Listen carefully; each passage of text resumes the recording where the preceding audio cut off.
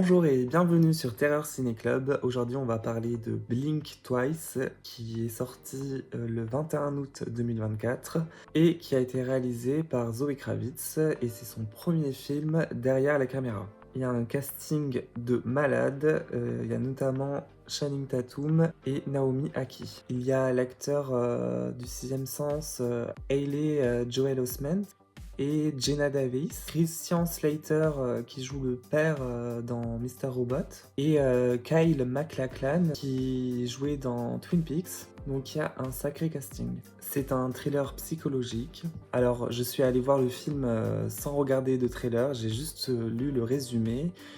Et pour cette vidéo, j'ai regardé des trailers et j'avoue que pour le coup, ils en dévoilent beaucoup sur le film. Cette vidéo sera sans spoiler. Si jamais je fais des mini spoils, je vous l'indiquerai. Alors au tout début du film, il y a un écriteau de la Warner Company qui prévient que certaines scènes peuvent heurter un public. C'est celui-ci, et ils l'ont même posté sur leur Instagram. Je vous mets le lien dans la fiche ou dans la description. Donc vous êtes prévenus. Quand le milliardaire Slater King rencontre Frida, une jeune et intelligente serveuse de Los Angeles, c'est le coup de foudre. Invitée sur son île privée, elle réussit à s'introduire dans le cercle fermé de King et elle y découvre des soirées décadentes où le champagne coule à flot. Mais des événements étranges commencent à se produire et Frida devra découvrir la vérité si elle veut sortir vivante de cette fête.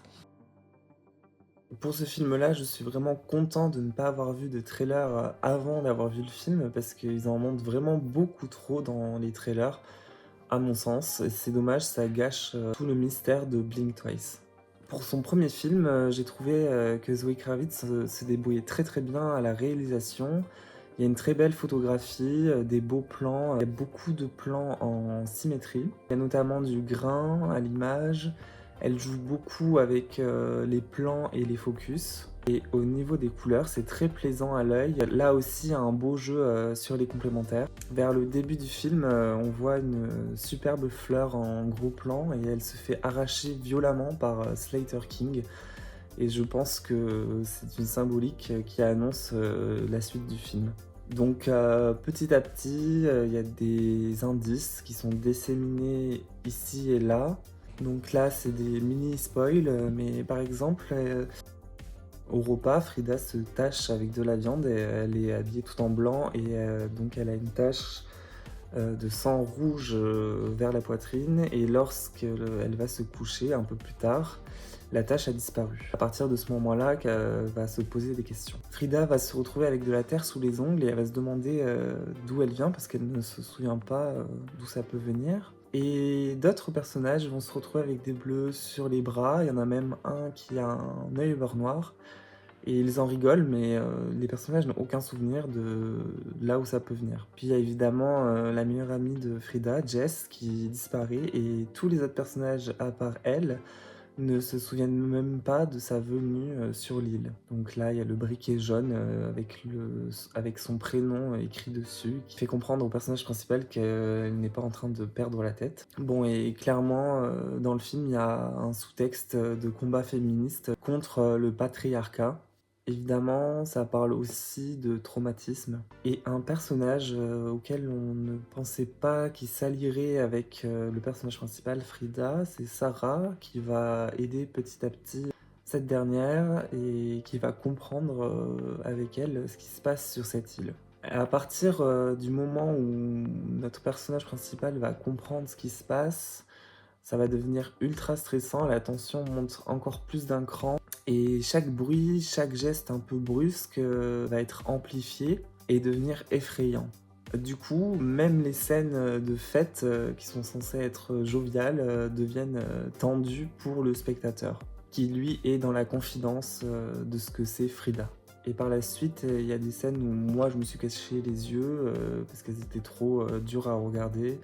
C'est évidemment des scènes de viol. Par la suite, les femmes invitées sur l'île, qui donc ne connaissent pas du tout leur hôte, vont attaquer les garçons, et c'est ultra violent, c'est très très brutal, c'est même viscéral. Il y a quelques phrases qui vont revenir régulièrement, notamment L'oubli, c'est un cadeau. Il y a aussi la cicatrice au coin de l'œil de Frida.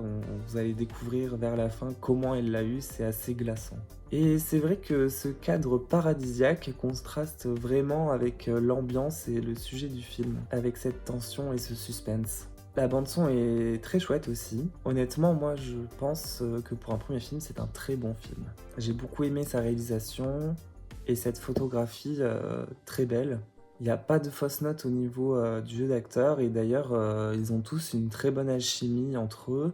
C'est tout à fait réaliste et on n'est pas sorti du film. Personnellement, j'ai pas eu de moment qui m'ont sorti du film. Après, c'est vrai que dans le scénario, ils utilisent quelques grosses ficelles qui n'échappent pas au genre. Bon, on lui pardonne. Il y a tout ce jeu de pouvoir entre les personnages qui est intéressant. C'est un sujet qui rejoint donc ce sous-texte politique et féministe. Perso, j'ai trouvé le film bien construit. Il y a aussi un jeu avec les stéréotypes et les clichés, et notamment du genre ou sur les questions des rapports entre les personnes et les genres. Et c'est vrai qu'ils en jouent et ils s'en moquent. Je vous recommande donc chaudement ce film qui, à l'heure de la publication de cette vidéo, est encore en salle. Vous pouvez y aller les yeux fermés. Please, why is I'm in danger? Well, maybe not. Let's not answer that one. Pour la peur, c'est un 7 sur 10, car hormis un élément clé du scénario, j'ai trouvé ça assez réaliste et c'est vrai que l'idée de se retrouver dans cette situation-là est terrifiante. Pour l'originalité, c'est un 8 sur 10. C'est donc cet élément clé que je ne vais pas vous dévoiler pour pas vous gâcher le film, qui fait toute l'essence et le concept du film, et j'ai trouvé ça intéressant comme sujet. Ce qui nous donne la note finale de 7,5 sur 10 pour Blink Twice. N'hésitez pas à me dire dans les commentaires si vous avez aimé ce film, et on se retrouve bientôt.